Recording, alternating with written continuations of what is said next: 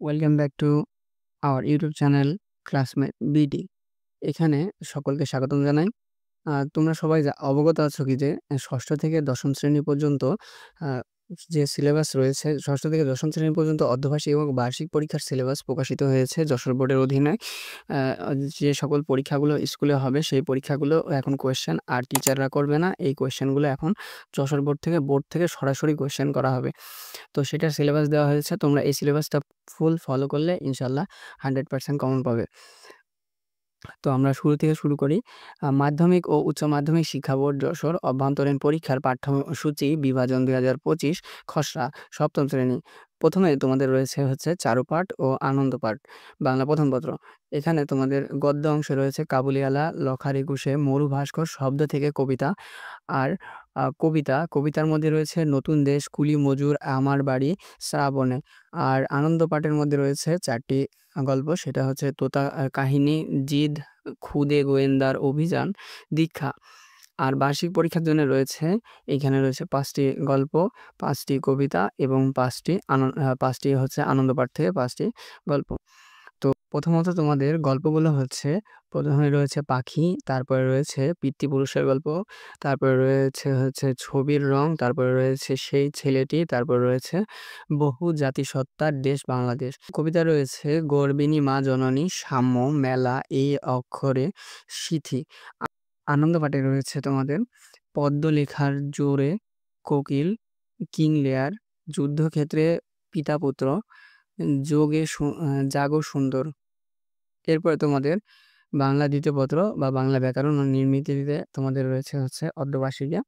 ব্যাকরণ অংশে রয়েছে ভাষা, ব্যাকরণ, ধ্বনি ও বর্ণ, সন্ধি, শব্দ ও পদ। আর অনুধাবন ও দক্ষতা শ্রেণী উপযোগী, অনুচ্ছেদ রচনার শ্রেণী উপযোগী রয়েছে। আর হচ্ছে পত্রে রয়েছে ১, ২, ৪, ৫, এগুলো কিন্তু পাঠ্য বই অনুসারে।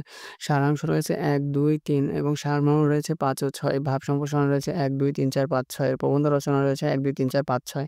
আর ব্যাকরণে বার্ষিক পরীক্ষার যে সিলেবাসটা আছে সপ্তম শ্রেণী বাংলা দ্বিতীয় পত্র, সেটা হচ্ছে ব্যাকরণ, শব্দ গঠন, বাক্য, বিরামচিহ্ন, বানান, শব্দার্থ, অনুধাবন ও দক্ষতা শ্রেণী অনুযায়ী, অনুচ্ছেদ শ্রেণী অনুযায়ী, পত্র রচনা ১, ২, ৩, ৪, ৫, ৬। সারাংশ হচ্ছে ১, ২, ৩, ৪, সারমর্ম রয়েছে ৫, ৬, ৭, ভাব সম্প্রসারণ রয়েছে ২, ৩, ৫, ৭, ৮ এবং প্রবন্ধ রচনা রয়েছে ৭, ৮, ৯, ১০, ১১, ১২, ১৩।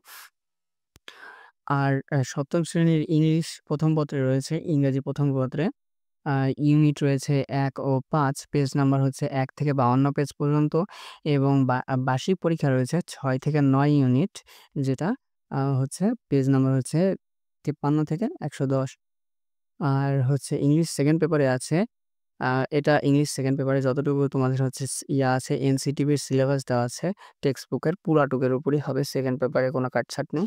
আর লেখা আছে according to the NCTB syllabus 2025 and text book of NCTB writing test class standard. According to the NCTB syllabus 2025 and textbook of NCTB writing test class standard.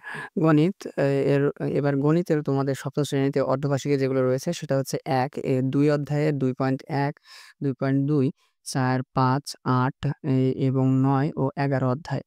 আর হচ্ছে বার্ষিক পরীক্ষা রয়েছে অধ্যায় ২, ৩, ২ এবং ২.৩, ৩, ৬, ৭, ৯, ১০ এবং ১১। বিজ্ঞানে রয়েছে ১, ২, ৩, ৫, ৭, ৯, ১২ এবং বার্ষিক পরীক্ষার জন্য রয়েছে ৪, ৫, ৮, ১০, ১১, ১৩, ১৪ এবং আইসিটিতে রয়েছে হচ্ছে ১ ও ২। আর বার্ষিক পরীক্ষায় তোমাদের আইসিটিতে রয়েছে হচ্ছে ৩, ৪, ৫। ইনশাআল্লাহ এতটুকু ফলো করলেই তোমরা বার্ষিক পরীক্ষা এবং অর্ধবার্ষিক পরীক্ষাতে খুব ভালো একটি ফলাফল করতে পারবে। এটা দেখে তোমরা প্রস্তুতি নিতে থাকো।